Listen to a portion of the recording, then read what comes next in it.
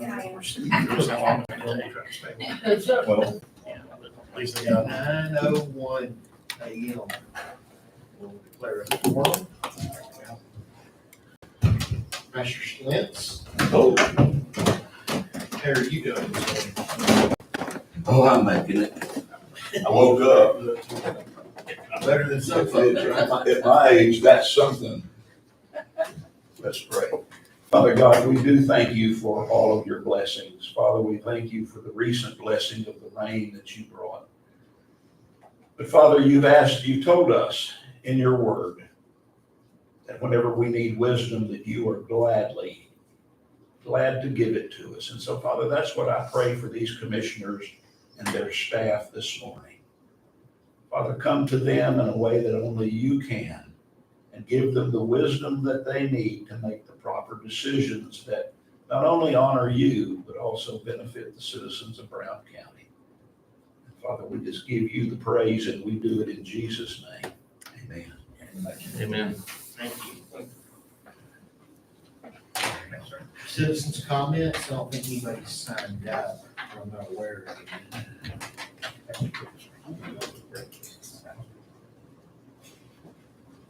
Minutes of the meeting from June 24th, 2024.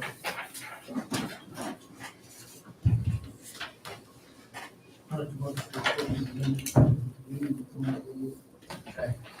Good news is that we approve those as prepared by the county clerk. Any discussion? All in favor say aye. Aye. Anyone opposed? Yes, ma'am. Treasurer auditor report. Yes, we do. Have a report for the month ending June, or month of June, ending June 30, 2024. I think everybody has that report in front of them. If there are any questions, I'm sure the treasurer and auditor will be glad to answer them for you. And it takes an affidavit from the court to approve these. And the affidavit reads, Commissioners Court states that the requirements of subsection C of section 114.026 of the Texas Local Government Code have been met. The treasurer and auditor have submitted a report to the Commissioners Court for June 30, 2024. The court has compared and examined the report and has approved it in the minutes. Attached to this affidavit is a true and correct copy of the report, including a report of the cash and other assets in the custody of the county treasurer at the time of our examination in the amount of $24,228,632.83, approved by the Commissioners Court. I move we approve this affidavit for the month of June, ending June 30, 2024. It's been moved and seconded that we approve the auditor's report for June, the month of June, is that correct? Yes. 2024. Any discussion? All in favor say aye. Aye. Anyone opposed? There is none.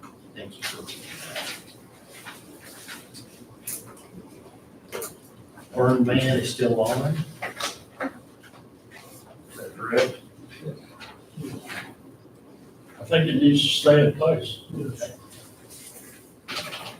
If no employee changes, new business consideration and possible approval of action regarding application to install a private line on County Road 156 to 163 by Atmos Energy. It is, at the intersection of 156 and 163, it's going to be a board. I expect they're redoing the gas line. Putting in new line. Make a motion to put it in. Second. It's been moved and seconded that we approve the application to install a private line that is filed by Atmos at the,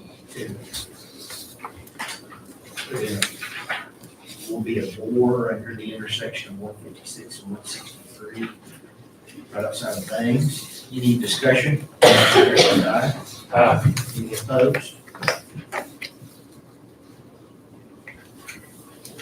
There is none.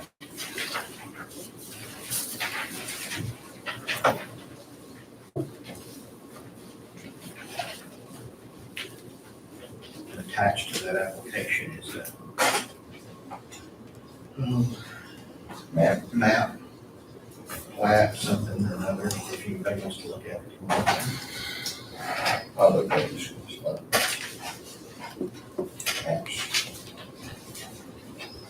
Flying through this, consideration of possible approval of reappointing Shane Britton to the Board of Trustees at the Central Texas MHMR, doing business at Center for Life Resources. It's that time to reappoint. The best choice we got. Yes, yeah, that's not saying much, is it?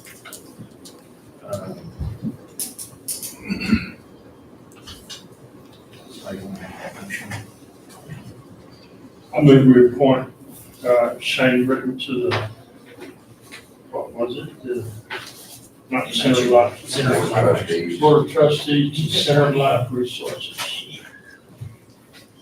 Central Texas MH. That's perfect, Yeah. right? You're advisory orientation. It's been moved and seconded that we approve the reappointment. All in favor, say aye. Aye. Any opposed? There is none. Payment of bills. Payment of bills. Has everybody had a chance to look over those?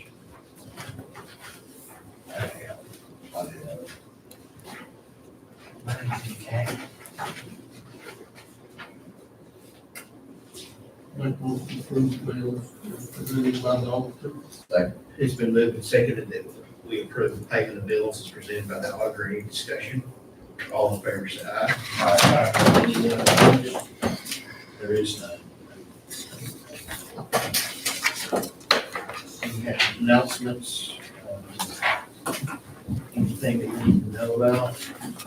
Regular agenda? That was a baseball game. Like I usually do when I go. Everybody got a fourth, good fourth? Yeah. Yeah, right. Rain, that's right, that was a good. It sure did. Rained before they won. All right, if there's nothing else, we are adjourned for our regular meeting. We will now call the budget workshop. Take one. Is it, okay.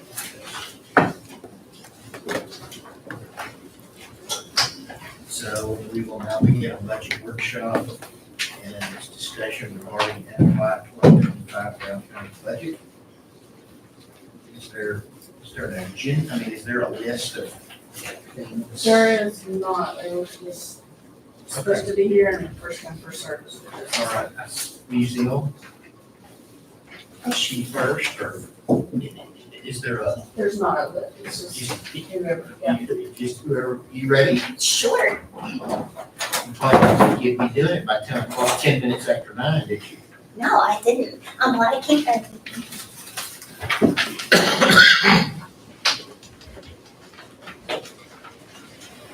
Hold the floor, Steve, having student leaders in the conference at Galveston. Okay. Steve. You want this and get on? Oh, you like to stand? Absolutely. I'm sure. Okay. Okay. All right. Tell everybody your name and who you're representing. First of all, Judge Britton, county commissioners, county officials, thank y'all for letting me come in today. My name is Kendall Howard. I am director of the Brown County Museum of History. That's just block over. And before I get started kind of on my presentation, and I do have a packet to hand out to everyone that kind of details what I'm asking for this year. But I would like to take a moment just to kind of tell y'all why I think the Brown County Museum of History is worthy not only of your continued patronage, but of an increase in it as well. The Brown County Museum of History is a cultural institution for our community that's representing all of the different towns and smaller towns in our district or in our county, and we are preserving their history. Our heritage and legacy of our community, the people who founded it, who lived here, who bled for it and worked, and for those that care. And one thing that the museum does is we're sharing that history. So we're preserving it, we're giving it a place for people to bring their artifacts, but we're putting on programs. We have a lot of hands-on discussions, panels. We had a group come in to talk about the Harding School, which was the first Black school in our county. And they came and told their experiences and their stories. And we had a very wonderful turnout for that. Just this last month, we did a pottery class where we talked about Native American art and the art of pottery and creating those utensils that were extremely important for the Native Americans, for our pioneers, for the different people who were living in our community. We had a fantastic turnout for that, as well as people of all ages who are interested in it, who want to learn more about that art, but also that history behind it. Upcoming this month, we have our Dino Day experience, which we keep at a kind of a low cost. So we have different opportunities for people to learn about archaeology and paleontology, the fossils that are found here in our county, and some of them that are extremely rare. We have a sea urchin that is only found here. And we also have different people who are coming from the Dinosaur Valley State Park, who are also wanting to kind of share their knowledge and experience as well. So we're offering these programs to try to provide that cultural activities and education and experiences for the people in our community and also for our visitors that are coming for it. And that takes a lot of time and money. And we are an independent museum that applies for different grants. We have the subsidies from the city, from the county, from private donations of people who believe in our institution. And it's an institution that I believe in as well. I work part-time at the museum. Throughout the year, I work 3 other different jobs just because I want to be able to work at the museum and provide that experience for them. And some days, I'm not gonna lie, it's a little bit of a struggle, but I believe in it, and I'm asking for y'all to believe in it too. So today, what I have prepared, I do have a letter that details a little bit more of what we are asking. But this year, what I am requesting from y'all is $3,800 for the annual usage of electricity at the historic jail. That is probably going to be a lot more by the end of the year because we did have an increase in, I think the bid for it, or not the bid, but the price for usage. So that may not necessarily be as high as what it will be at the end of the year. $1,200 for the water trash utilities for the old jail. $3,300 for staff costs for our assistant who acts as our tour guide for the old jail, which is only roughly 19% of their expected salary for this next year. $500 for supplies for maintaining the old jail and its artifacts, for example, cleaning supplies, office supplies, different items like that that just kind of help with the basic everyday function of it. $2,500 for children's educational programs and our school tours. One of the aspects of the school tours that we provide is that they get to go through the jail, learn about the history, the experiences, and we also have a booking activity where they can put their fingerprints, they get to pick a fun crime, like jumping on the bed, eating too many cookies, different things like that. And this year we were able to purchase some mini Polaroid cameras thanks to the Brownwood Kiwanis Club to be able to take their picture and add that. So it's a nice keepsake for themselves, but also for their families as part of that. And then $2,100 for law enforcement exhibits at the old jail. We are excited to be able to put in a hands-on forensics exhibit in the museum or in the jail this year. So that is something that we are currently working on, or we're about to start working on to get all of that plan and implementation of that going. And then also I'm asking for $4,900 as a portion of our annual usage for the electricity at our new building. The Brown County Museum of History is more than just the historic jail. We've got our two different buildings. So we have that building that we are operating for y'all, and then we also have our main building that houses our main gallery space.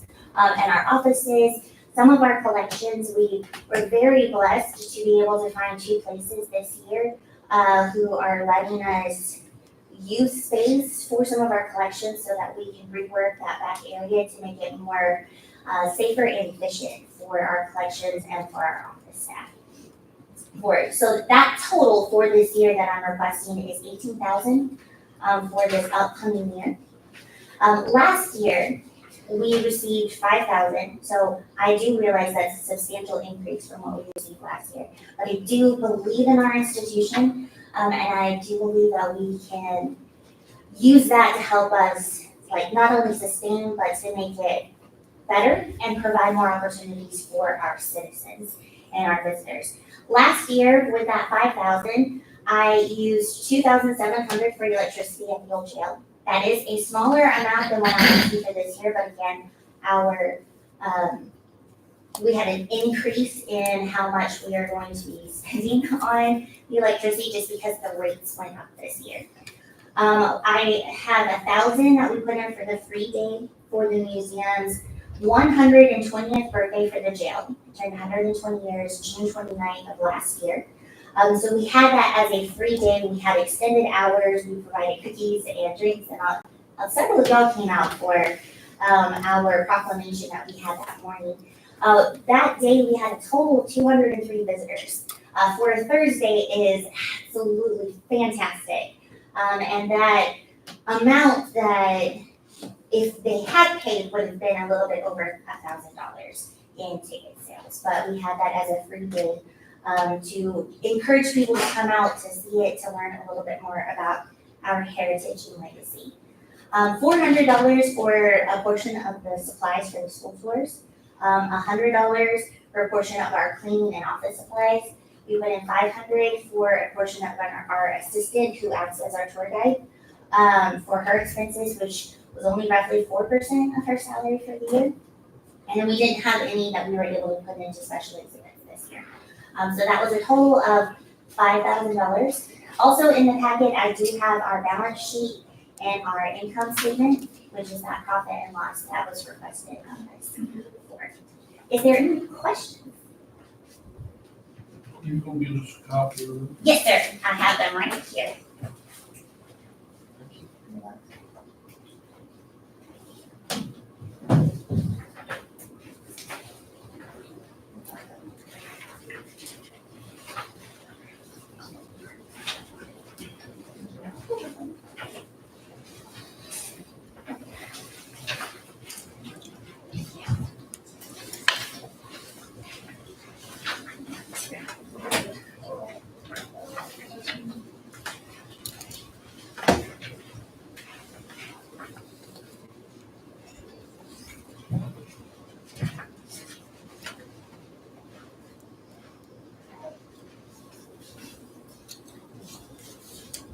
Does anyone have any questions?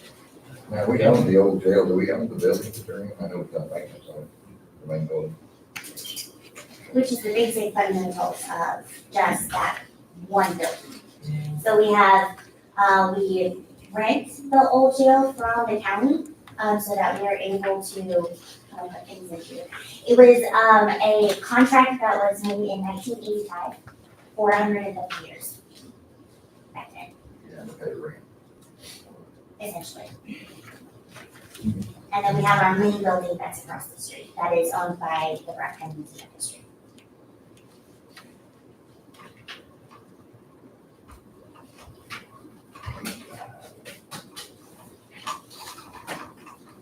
Any other questions? Anybody else have anything else? Okay, Thank you. thank you very much. Thank you so much.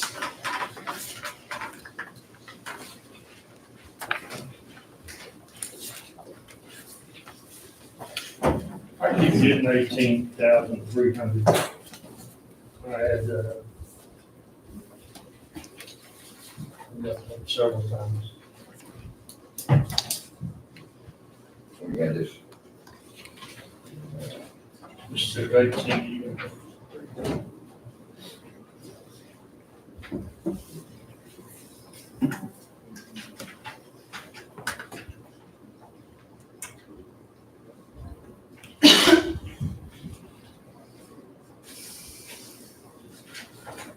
Okay, do you know who's next? the library. So it looks like. the I library. believe I have a board member coming at 9:30, if you have someone else to go first, that'd be great, Sure. otherwise I Sure, can we go. can, we can wait 5 minutes, everybody want to take a break? I last heard from him before the holiday, but I think he's coming.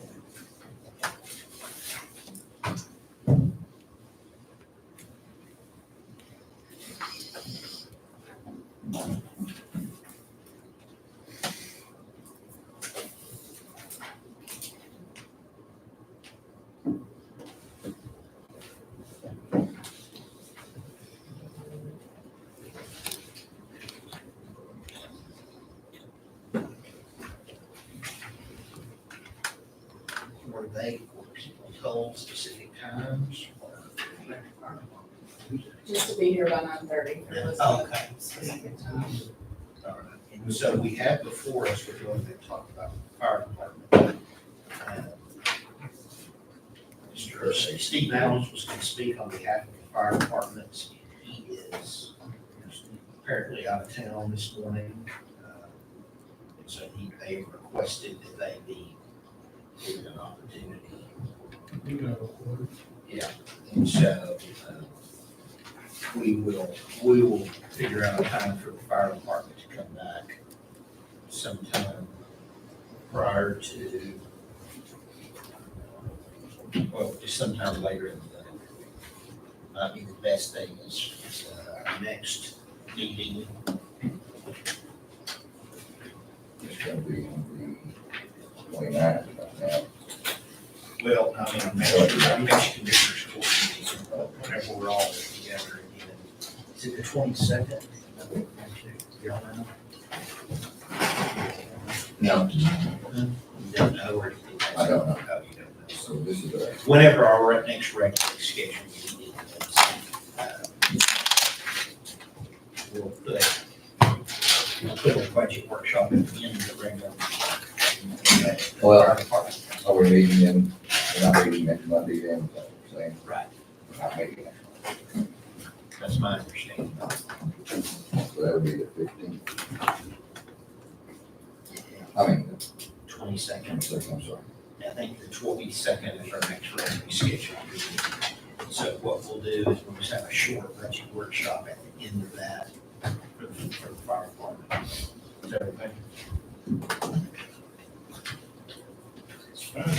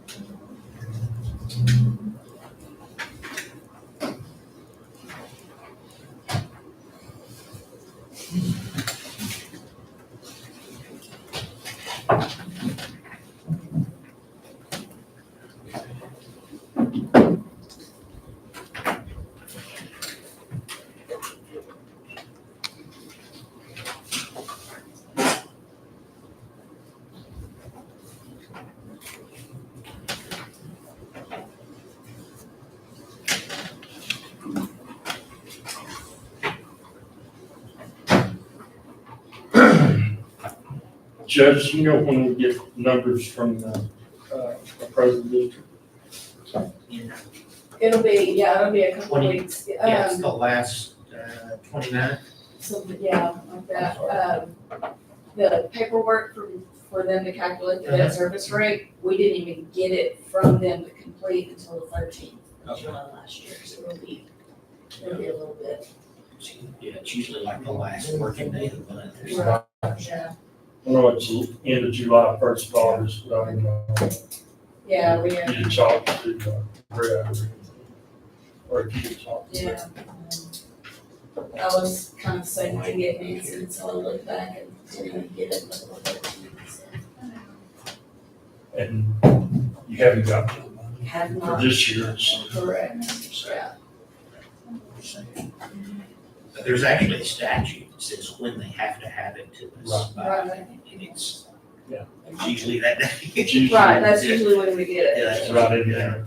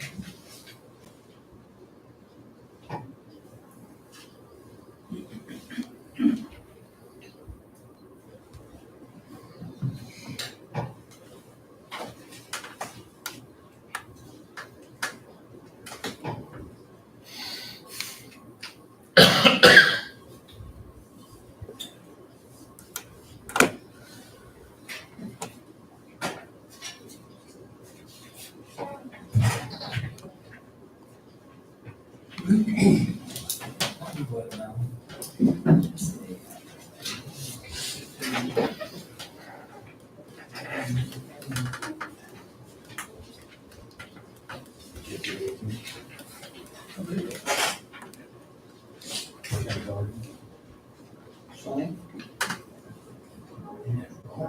Chasing grasshopper. They gotta eat it up. Or they gotta eat it up. I hope that one will let them come to the job. They're working on it. Oh, by the way, that wind knocked the box and pieces off on the ground, they're starting to get colored, that it makes you feel like you can't see it. Do that shit.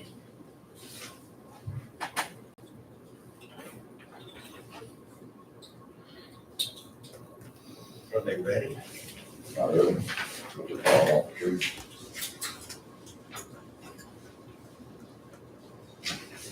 Put some more water on.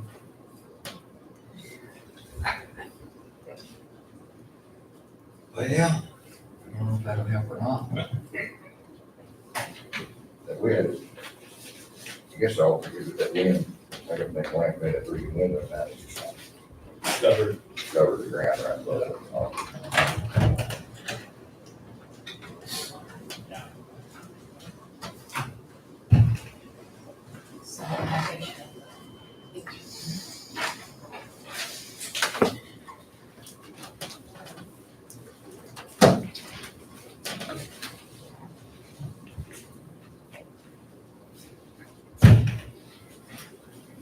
I don't wanna keep you waiting, you want me just to go ahead? Do you wanna like see, check on them, see?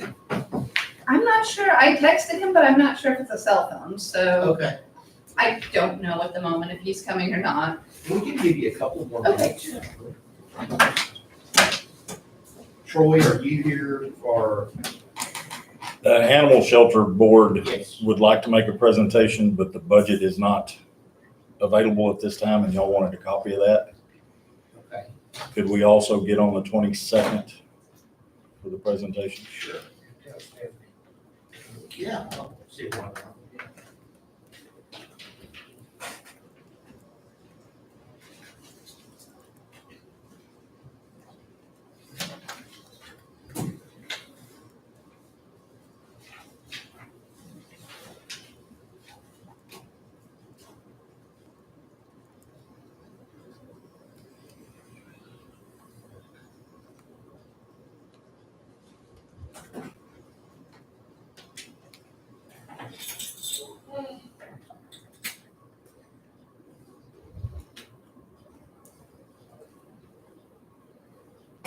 Chart on the chart, but I don't see the chart.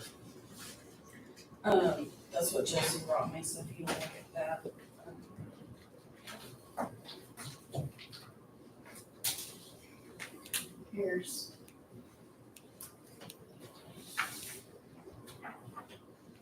That's the chart. That's the chart.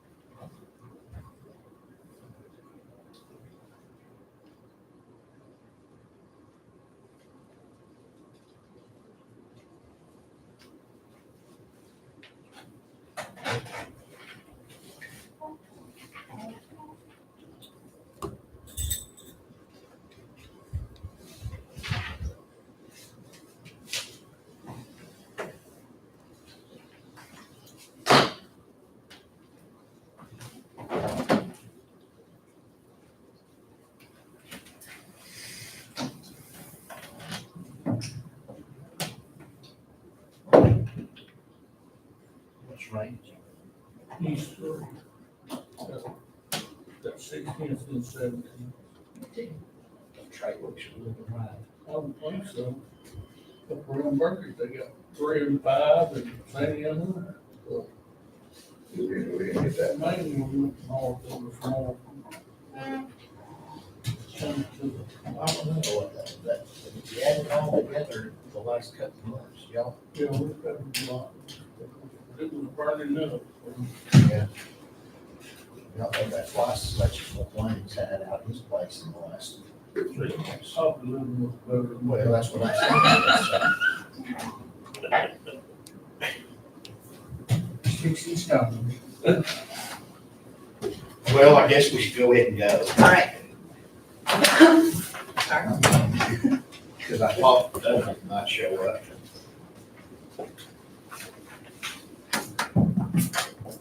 All right. Becky Isbell, the Brownwood Community Library Association. Thank you so much for having me today. Thank you so much for your support of the library. It really does make a big impact for us and for our community, having that available for our community.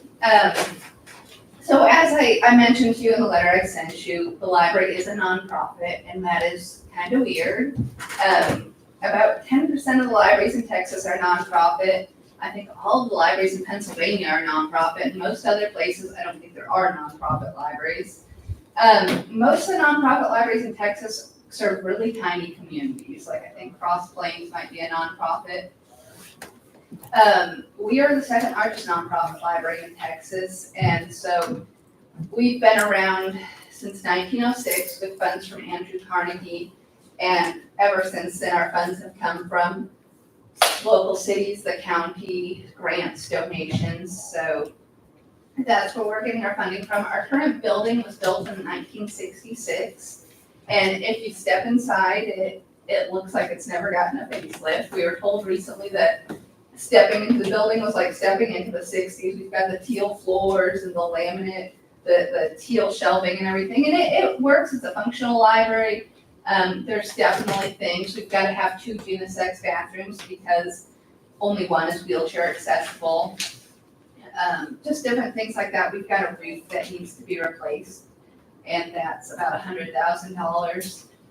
Just basic maintenance for our building is one of the things that over the years we've kept up with basic serving our community, but taking care of our building, different things like that, that's something that we're really focusing on right now.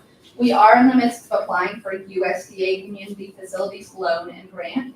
They've put aside the funds, but since it's for federal funds, there's a lot of hoops to jump through, but hopefully we're near the end and that will help us get the bathrooms updated, get the roof, some plumbing, just different basic needs like that.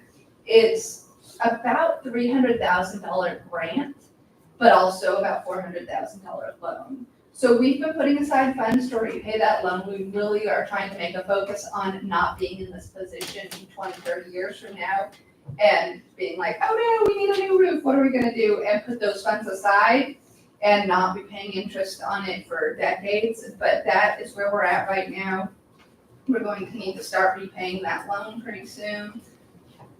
Of course, we just are continually trying to do more for our community, and like everything else, costs are going up. Inflation, just replacing computers. We still have a lot of people come and use our computers, apply for jobs. That's the only way to apply for most jobs these days. And a lot of people still don't have email addresses, and so we're there to help them with that. We've got a new system where you can actually print to our printer from home. So a lot of people maybe have a computer at home and they don't have a printer. They can just send their print job to the library, come to the library and release it. So we've got a lot of great things like that. We've got our summer reading club going on right now, which is always super popular with the kids. They've got their little necklaces every time they read an hour. They can pull the lever and get an assortment of beads, and they love that.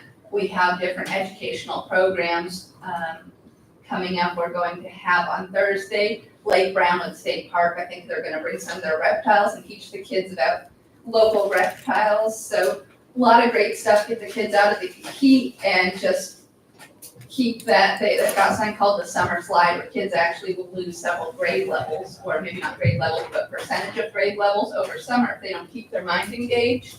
So that is something summer reading clubs at libraries have proven to be something to fight that summer slide so they don't lose parts of their education every year.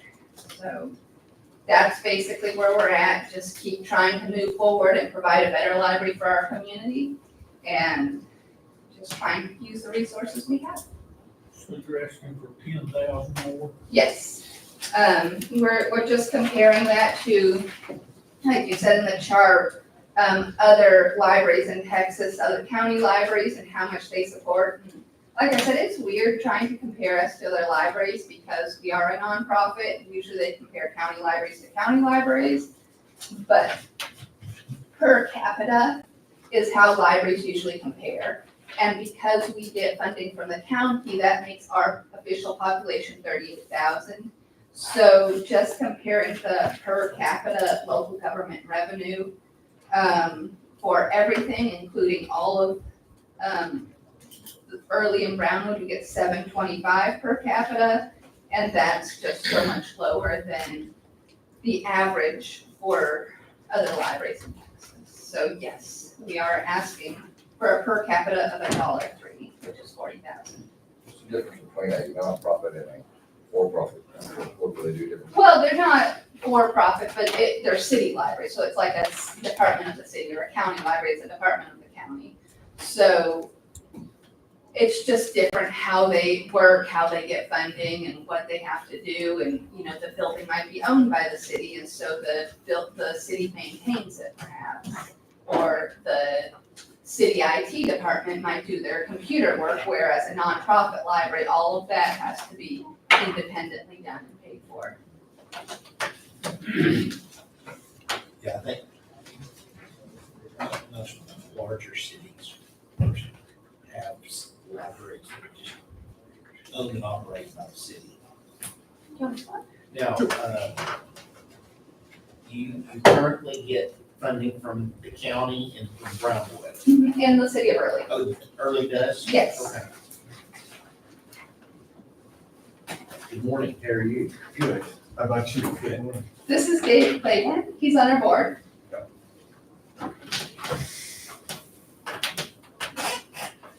I have what I requested of them, not what they actually are giving. I believe Early is giving about 12,500, and City of Brownwood, I requested 252,000 this year, so I'm thinking maybe about 220 or 230.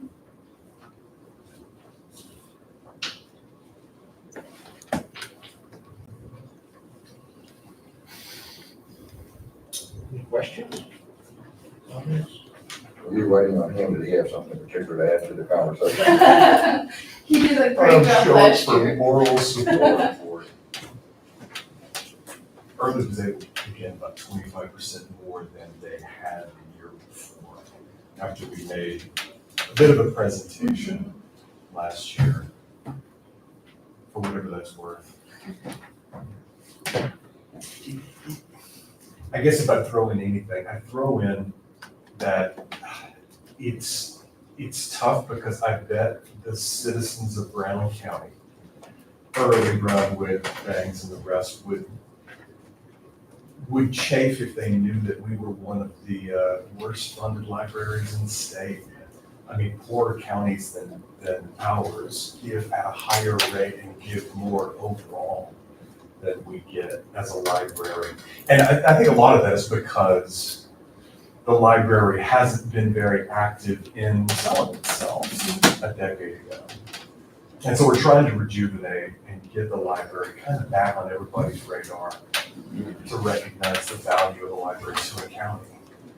You know, if somebody needs to fix a car, you can go find out info at the library. If somebody wants to read James Joyce because they heard about him in high school or over at HBU, I don't know where you're gonna get James Joyce other than a library. I mean, you could buy it. And, you know, hats off to Intermission, but I kind of doubt they have an exact book you're looking for. It's great to peruse. So libraries, big fan of libraries, and I know that we've gathered some dust over the years. It's nice to see over the past 5-6 years, us starting to care about the library again, some excitement building up in the county for the library again. So yeah, this is all in that effort. So I guess in this day of the internet and everything else that most people, I don't know how, nearly everybody has a cell phone, which has access to the internet, you start wondering about how many people actually use it. So I mean, it draws that into question too, honestly. Sure. So Shakespeare, right, is no longer copyrighted, and everybody can hop on and find that. But anything in the past, do you know copyright law in this, 75 years? 75 years. I think is about where it is. And so I think that's where folks kind of rely on library. Well, also we do, libraries have moved into the age of the internet a lot. Of course, they like to charge an arm and a leg for that, so we have not been able to do as much as some libraries. But for an example, Dave mentioned the car repair guide. We actually have a database you can access from home with your library card that has all the Chilton manuals on it, so you can access that. We have ebooks and audiobooks, so people who have subscriptions to Audible and different things like that. You can access all of that with your library card. I mean, it's still, sometimes for popular books, there's a wait list, but it's free at your library as opposed to paying a subscription. So we do have an awful lot of resources that people can access on their phone with their library card.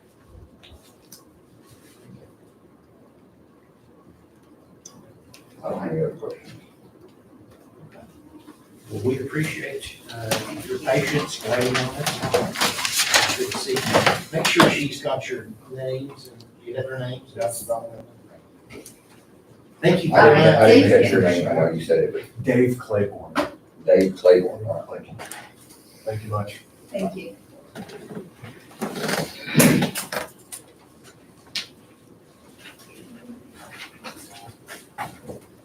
All right. You ready? Me? I think so. I had grandkids all weekend. I don't know about y'all, but I had to come back to work to rest today. How's everybody? Good. Y'all had, got to get out a little bit early, and so I wanted to bring that up. And I think I dropped a little Yes, there's a packet off copy. for you. It's so good to see you guys this morning and ladies, you know, I'm sitting here thinking this pie is getting smaller all the time, isn't it? That we're trying to carve up for everybody, I tell you what, I have one left, who wants the one left? Okay, great. I wanna look at it. Okay, great, thank you. And then I also have to share with you today, and I think I only have enough for our commissioners, just a snapshot of what we did last year. So thank you again for the opportunity to be with you today. When you look at our balance sheet, I know what you're gonna see. It looks like a really healthy organization. Am I the right place? Do I need to- Yeah, no, you're right. Am I making You it can nice? sit down. I stand was a up, high you school teacher, so I feel really comfortable getting real close. I'm so proud of Cody. Great job. Isn't that amazing? I don't know how his granddaughter's working for the city of Abilene now. She was one of my neighborhood kids. So what you're gonna see when you look at our balance sheet is you're gonna see a healthy organization. And I'm gonna say that is because of the generosity of people in Brown County. But what you're also gonna see is something that I know the county deals with, and that is there are monies that are restricted for certain things. And you will see that the largest portion of our balance sheet is for food, and that's what we do. That's the main thing that we do, is we help people with food. For the month of June, we helped 738 Brown County families. And as you look at our impact sheet from last year, you'll see that's pretty much what we did. And I don't think anybody has a problem with helping people with food. I mean, you know, the face of a hungry child, that kind of grabs at everybody's heart. A little widow lady who couldn't, you know, is having to choose between her prescriptions and what she's gonna eat, and y'all, that's real, you know. But what I'm coming here today to ask you for is something that I'm gonna have to be very honest, I struggled with myself. And that is for our direct aid fund, which helps with rent, utilities, IDs, birth certificates. I think if we're gonna all be honest here, we've all seen that person and thought, well, if they would just get a job, they should be able to pay their rent. Or how can they not pay their water bill? Or how come they let their electric bill go? You know, I'll be honest, before I came to work at Good Samaritan, I really struggled with that because I didn't see the faces of the people that we were trying to help. All of us know that from time to time, Kohler and 3M go on these things where they're either working everybody tons of overtime or then they furlough people. This year, Superior Cable has furloughed their workers many times without pay. The only people getting paid are management. And so that puts a different face on people that are coming to us for financial aid to help with rent and utilities. Now, you're looking at our balance sheet and you're gonna see we have 2 designated funds for utilities. One is the city of Brownwood. We're hopeful that as they go through this process, they'll continue to include us. And you'll also see TXU. We are very, very blessed to be part of those 2 organizations where funds that come from them can only be used for City of Brownwood Water, TXU Electric. But I've also included with this packet that I hope you'll take some time to look at, our accounting of who we helped last year. This is the color-coded sheets at the back. And I do ask for your, and I know you're good for it, your discretion as you look at this, because this is client names, this is also vendor names. And one of the things I hope that you see when you look at vendor names, like the very third one, you're gonna recognize this is a Brown County resident, that we helped a person with rent, and that person was the landlord. And so what I'm asking for today is this money that comes to us for direct aid, it doesn't sit anywhere else on our balance sheet. We don't pay salaries with it, we don't buy food with it.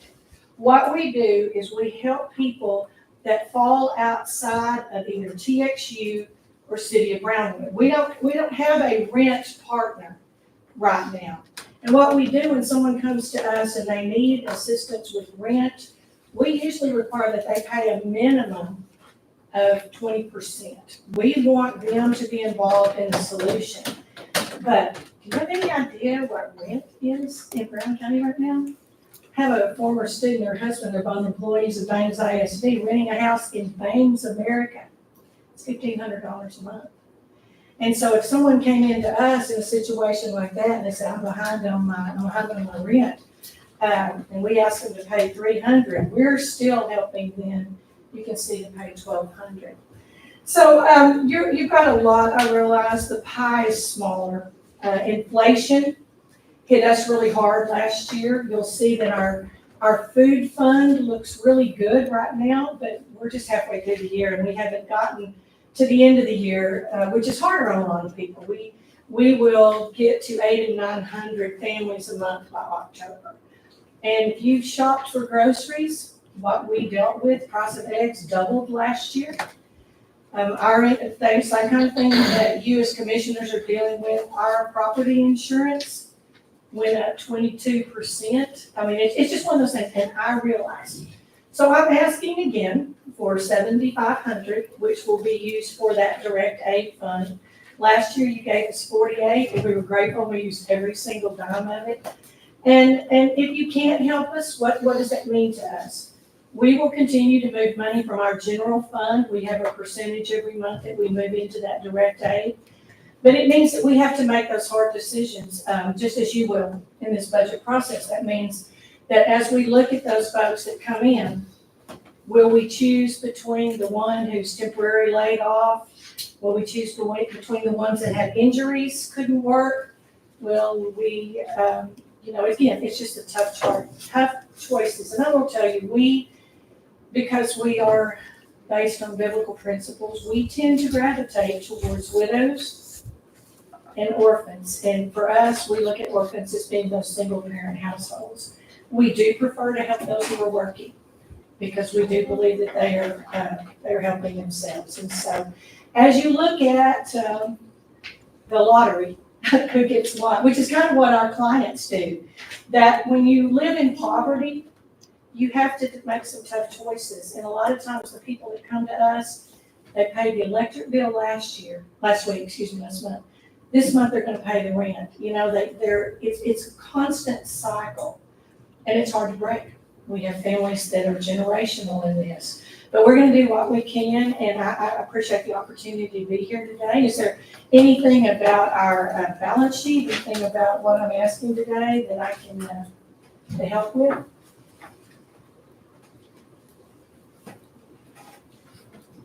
Judge Green, it's nice to get to see you. Last year, you kind of took this all on yourself, I think. We did. Yeah. Is there anything I can answer for you today?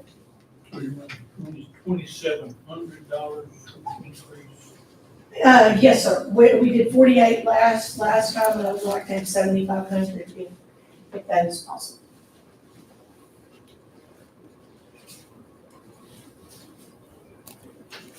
Unless the pie suddenly gets bigger, which we know it probably won't.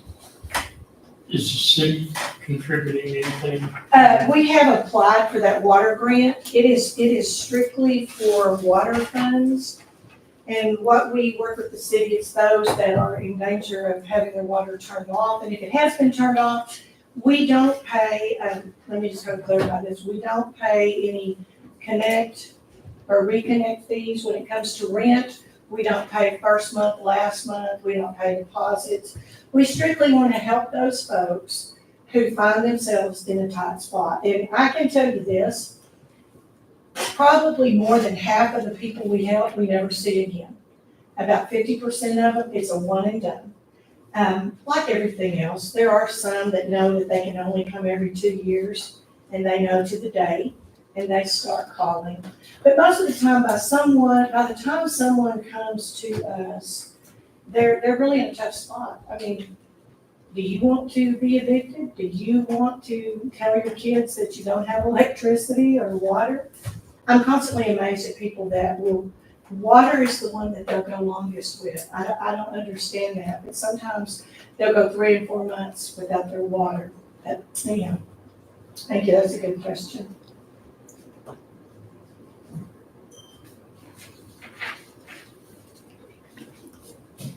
All right. All right. Well, thank you. Thank y'all again and have a good one. And So, thank you. so that, the money that you receive from us goes directly into that Into direct that, aid. into that direct aid. 10,700. Yes, yes. And it can only be used as a different checking account.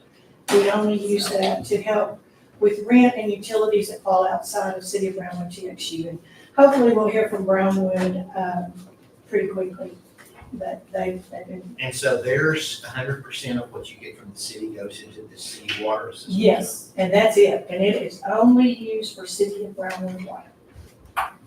That's all we use it for. Someone comes in, they bring a bill. It's kind of an interesting concept. Well, Well, kind of like we look at it is that we say, We- we're they cheaper give- than another They give you employee. money to turn around. and Yes, pay. but you think about it, we're cheaper than another employee. I mean, No, I think it's, I don't think, I'm not saying from their perspective, it's an interesting concept, not from you. yeah, but You're providing a wonderful service, but from them, they're giving you money that they're about to get back. I mean, it is. And so when you look You're at smarter the, than us. I know, but when you look at the money that we're asking for, if you go through that list and look at how many of these are local, especially the rent, how many of them are local providers, it comes right back into the county. city and the county used to give an equal amount, and it was all doled out through the county. They quit that several years ago and started their own program. Somebody came up with what you're talking about now that benefits them greatly. I mean, it helps them, helps the clients also, but they're not giving away anything because it's coming back. Because it is coming right back. I know, like I said, it's kind of an interest, the only thing I can think of is that it does save an employee, which in the long term saves insurance. You So know. where's your money coming from? From the city? You mean which? No. Yeah, I mean, Oh, our funding in your general, funding, okay. yeah. A lot of churches, a lot of, if you look at our, from the end of the year, the balance sheet, the pig project, you can see the money that's in it, that raises money for itself, food for thought. We just had our Empty Bowls project, which is 100% funding for food. So at the end of the Empty Bowls, we divide up, this is going to food for thought, which I will tell you per person is the most expensive program that we do. Because we were averaging 325 students last year, 17 different Brown County campuses, 325 a week.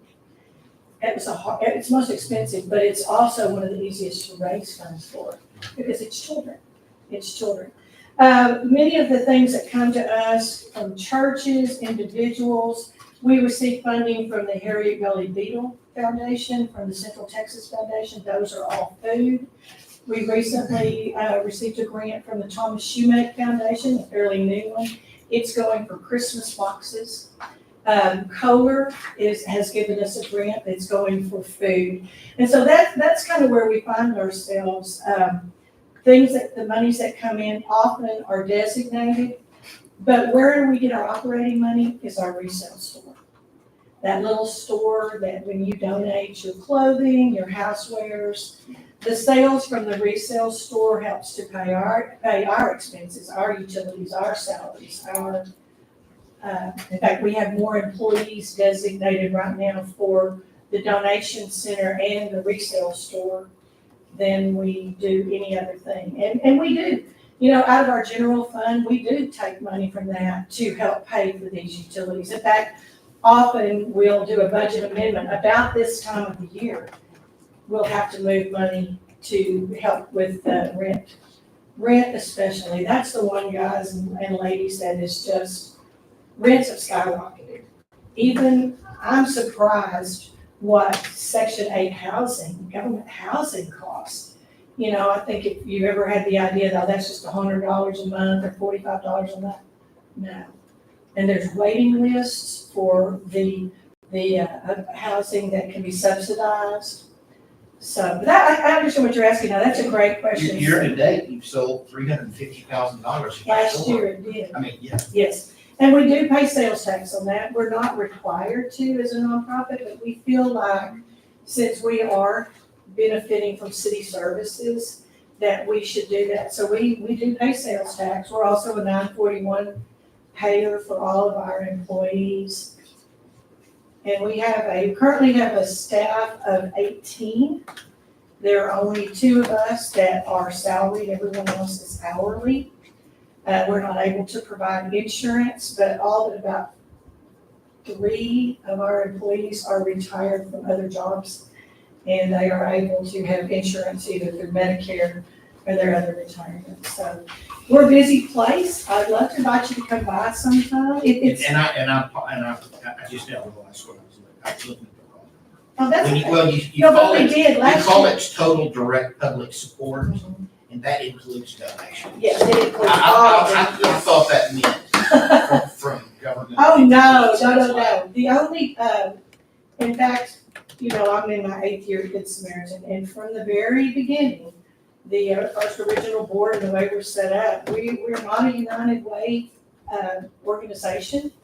I'm good friends with the United Way director, and we like that. The United Way has some very strict guidelines, and they also have a very strict window for fundraising, which just happens to fall right on top of our DEAR project, and also our fundraising and food drive for Christmas. So we have chosen not to do United Way. We've also chosen not to apply for some of the grants there are housing and urban development grants, there's other government grants.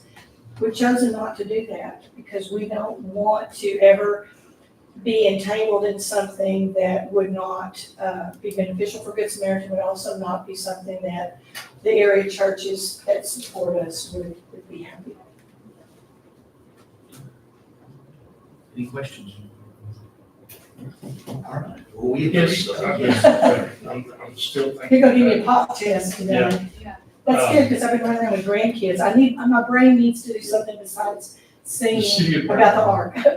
When they quit donating, it was several years ago. It was actually about 3. It was about 3. Emily Crawford called me, Yeah, and we had a conversation, because what had happened was y'all gave half, right. and they then gave- later the city gave half. Yeah, combined. And the county wrote the check. Yes. City paid us, and then we wrote the check for the Good Samaritan. Well, they quit that. Have they been donating since then? Yes, Or- it's been 10,000 from them about the last 3 or 4 years. Okay. Yeah, I they still didn't know. do, but the other, the unrestricted that we could use to help with rent, or that we could use to help with electric or gas at-homes, those were the things that we used that for. Right. And that's what we're missing here. And I could go, I could go to any of the area churches. I'm blessed to get to do that and talk about what we do. And I can talk about food all day long. I can especially talk about kids all day long. But when I start talking about we're gonna help people stay in their homes, you can just almost see it. You can feel it. You can feel people bristle. It's like, why don't those people, whoever those people are, take care of business? Well, I would ask that as you consider this, remember that those people, it could be me. It could, most folks do not have adequate savings for a crisis. And a layoff, or even a temporary reduction in hours, sends some of them spiraling. And that's what we want to be there for. That's those people that we want to have. All right. All right, well, thank y'all so much for letting me be Thank here you this very morning. much for coming. Good, thank you.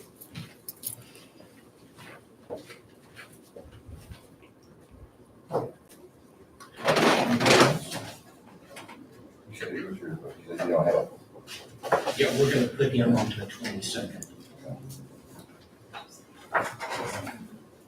All right.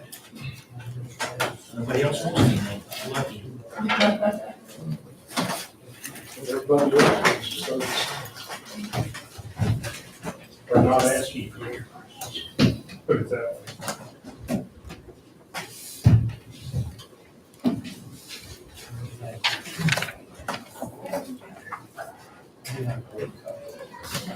Okay, so we actually have lost cause. We've got anything else in our read on the agenda, so. Which is a mill adjourned. every penny that you spend on grant money that you take out.